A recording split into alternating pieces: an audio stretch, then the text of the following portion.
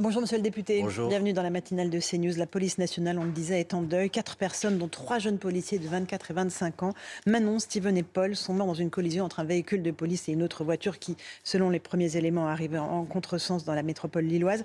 Gérald Darmanin se rend sur place. Il faut rendre hommage à ces jeunes policiers qui étaient en mission et dont aucune mission n'est anodine. Bien évidemment, et je profite de ce micro pour le faire, leur rendre hommage et puis transmettre toutes mes condoléances à leurs familles, à leurs proches, à leurs collègues qui, j'imagine, sont affectés aujourd'hui. C'est un drame. Et oui, bien sûr qu'il faut rendre hommage. On parle aussi beaucoup des policiers en première ligne dans la lutte contre le trafic de stupéfiants. Vous êtes député des Bouches-du-Rhône. Marseille fait partie de votre circonscription. 3 jeunes hommes ont été tués par balle tôt dimanche matin dans un des quartiers de l'Est de Marseille. Est-ce que l'État, est-ce que vous, la puissance publique, puisque vous êtes un élu de la République, est impuissant face à cette montée de la violence que rien n'arrive à endiguer et la montée du trafic de stupéfiants? Non, je pense pas qu'on puisse être impuissant. Je pense qu'on a des leviers pour agir. Mais c'est vrai que c'est une situation qui est une situation dramatique. Il faut rappeler quand même que c'est des personnes qui meurent, donc c'est des familles endeuillées, c'est des mères qui perdent leurs petits, parfois c'est des adolescents de 16 ans qui ont été tués, c'est parfois des personnes âgées, c'est parfois des mères de famille qui sont tuées aussi. Je voudrais dire aussi, parce qu'on parle beaucoup de règlement de compte, et je fais mien les propos qui sont celles de la préfète de police de Marseille qui dit elle-même « Arrêtons d'utiliser ce terme parce qu'il y a des gens qui sont aujourd'hui impactés et qui n'ont rien à voir avec le trafic de drogue et c'est d'abord des meurtres et des assassinats. » Et ensuite, sur le fond, maintenant, de qu'est-ce qu'il faut faire voilà. Est-ce que vous ne vous sentez pas un peu impuissant face à ces arrivées de drogue massives qu'on n'arrive pas à stopper? Justement, je pense que c'est à ça qu'il faut s'attaquer.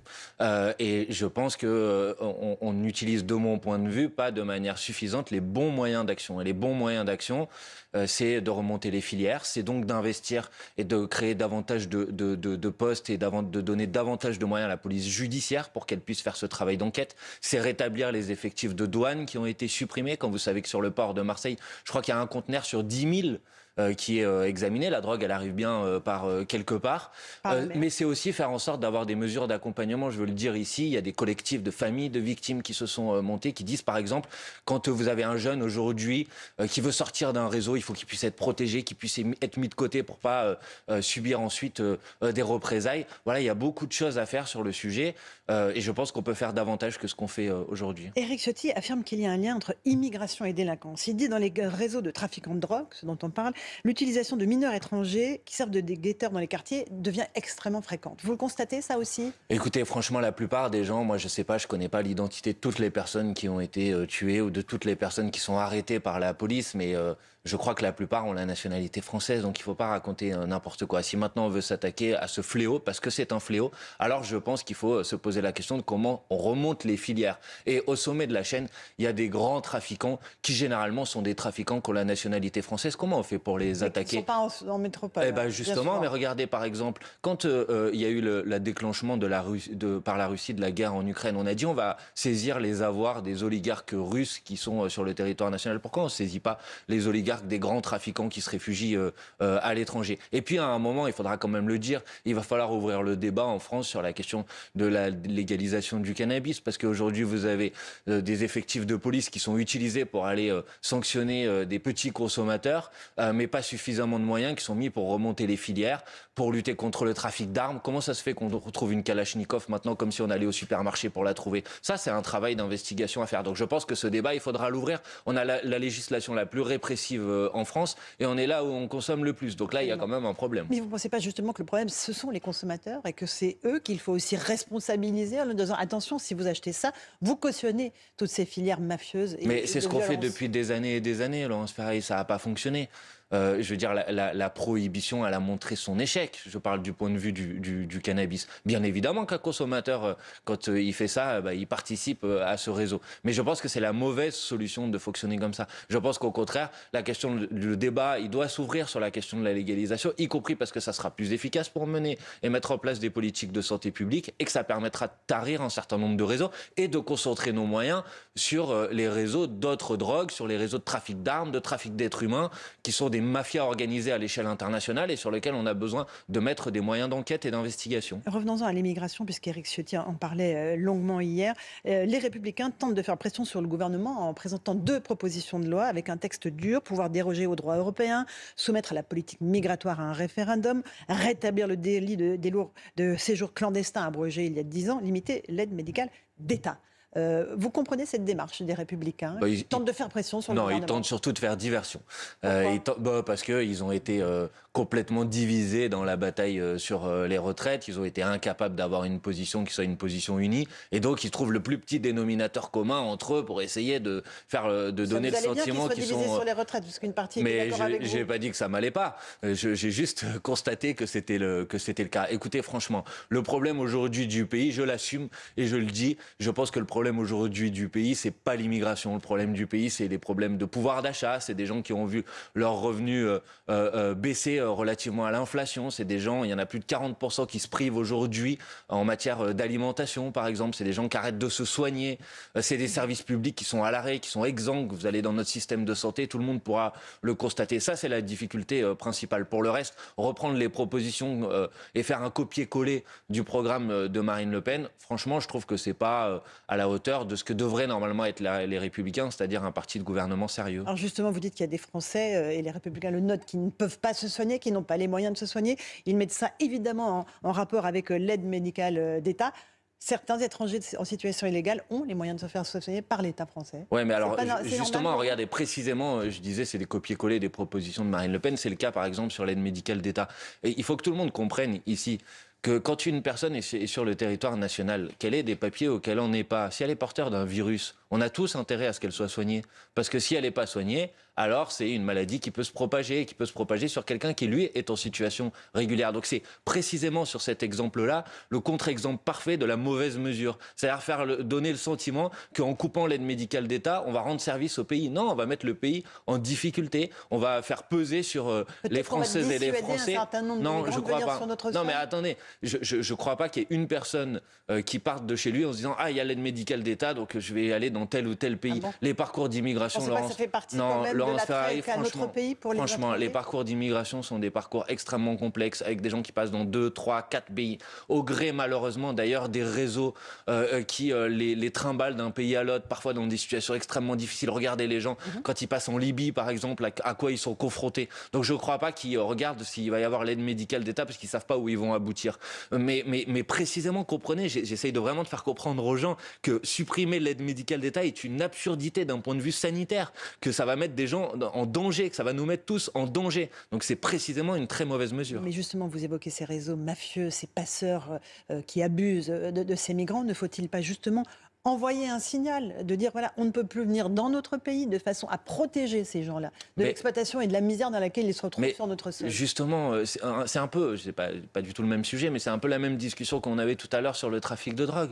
Est-ce que vous allez vous attaquer aux personnes qui sont trimballées comme ça parce qu'elles ont dû partir de chez elles pour des difficultés économiques, climatiques, pour des conflits militaires dont elles sont les victimes? Est-ce que vous pensez que c'est en s'attaquant à eux que vous allez régler le problème? Non. Ce qu'il faut faire, c'est s'attaquer aux filières qui font du trafic d'êtres humains, par exemple. Et ça, c'est pareil, ça nécessite des moyens qui sont des moyens d'investigation, parce qu'il faut remonter des réseaux. Et ça, c'est un travail d'enquête qui est un travail sérieux. Ils le font, les policiers. Bien sûr que ceux qui sont en place le font. Mais quand vous discutez avec eux, vous savez que notamment la police judiciaire, elle souffre d'un manque de moyens, d'une réorganisation par ailleurs qui a laissé des traces. Et je pense qu'il faudrait mieux concentrer nos moyens sur cette manière-là de faire, plutôt que de faire de la communication, parce que c'est de la communication par ailleurs. Pour les LR, vous voulez dire? Mais bien évidemment, écoutez, je vous donne un exemple. Un des 2 projets de loi, c'est un projet de loi constitutionnel.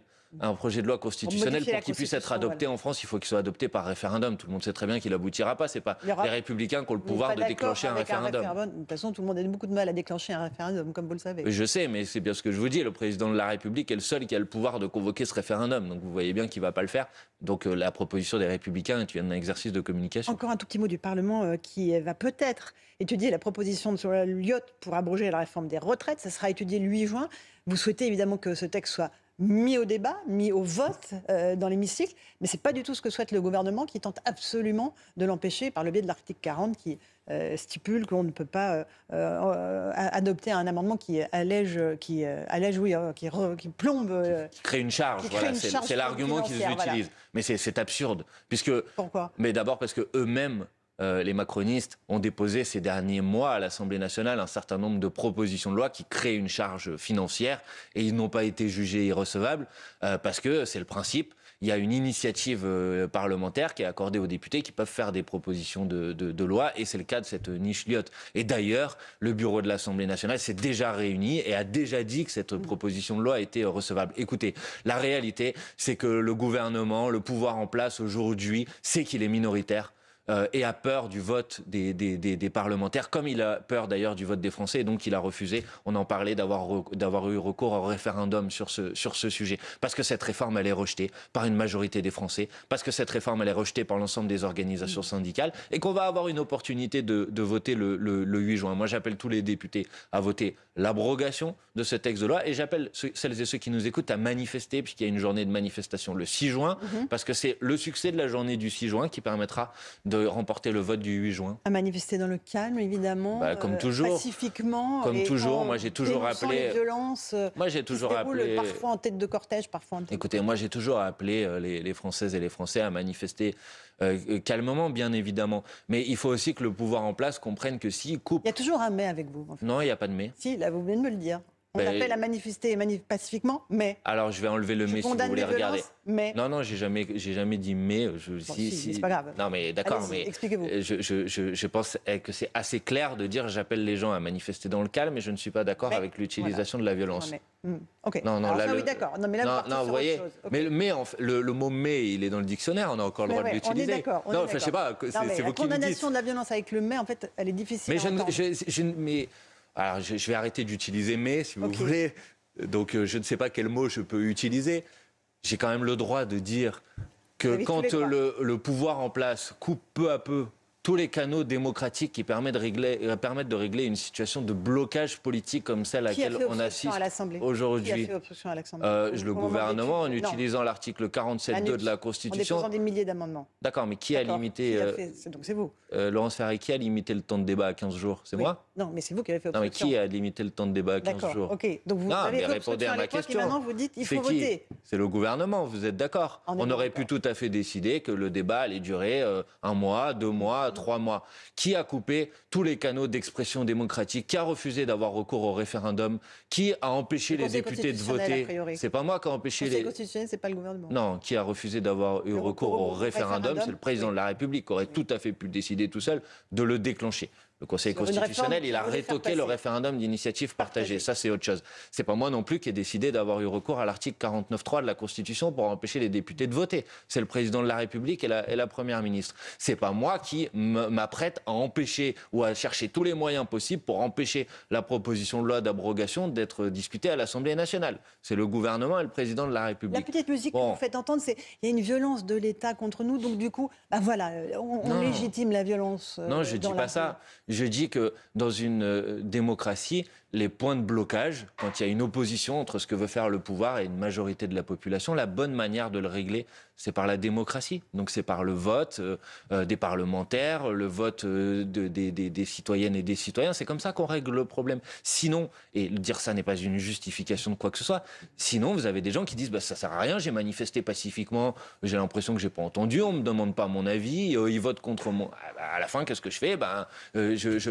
J'essaye de trouver d'autres moyens. Et bien sûr que je le souhaite pas, mais je pense que tout le monde peut comprendre que ça conduit à ce type de situation. Et comme personne ne le souhaite, il faut donc faire en sorte de produire et de proposer des sorties qui soient des sorties politiques et démocratiques à cette situation. C'est quoi la mauvaise République que vous dénoncez ? C'est la Ve République. C'est la nôtre ?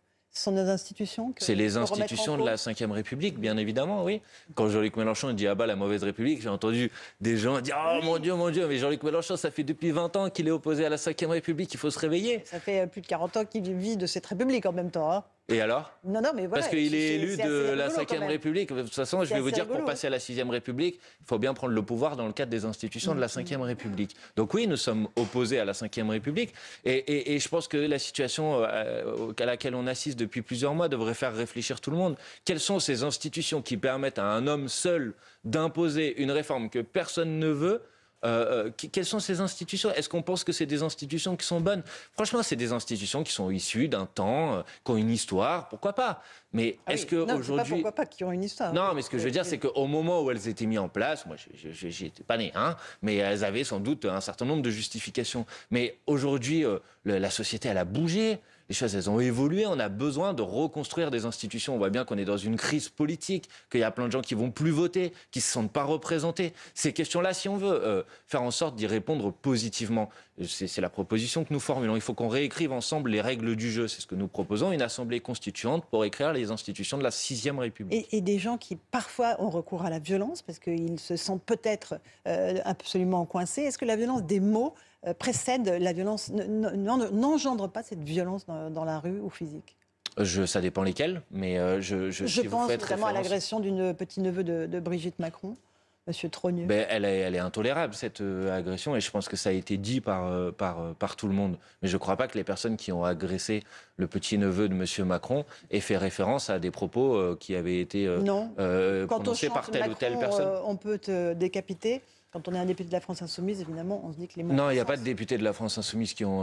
Prud'homme. il est conseiller régional et il n'est pas député. Alors, élu de la France Insoumise. Mais que les choses soient très claires, j'ai déjà eu l'occasion de m'exprimer sur ce sujet, les slogans, les chamboule-tout, ça participe de notre culture populaire. Et il n'y a pas de lien entre le fait de pouvoir prononcer, par exemple, des slogans contre la monarchie, puisque ce dont vous parlez, c'est un slogan contre la monarchie, Non, et de s'en prendre physiquement au président de la République. On peut recommencer. Lui-même a répondu à ce sujet. Vous savez très bien que ce n'est pas la personne du président de la République qui est mise en cause quand vous dites cette chose-là. Écoutez, il faut dire les choses franchement.